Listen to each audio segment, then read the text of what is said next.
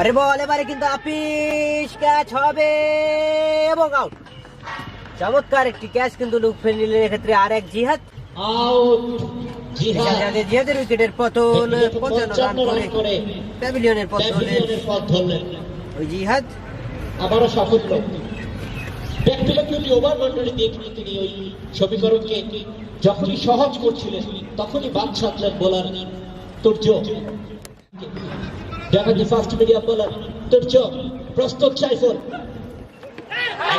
আবেদন এবারে কিন্তু আম্পায়ার কিন্তু আঙুল উঁচিয়ে সিদ্ধান্ত জানিয়ে দিলেন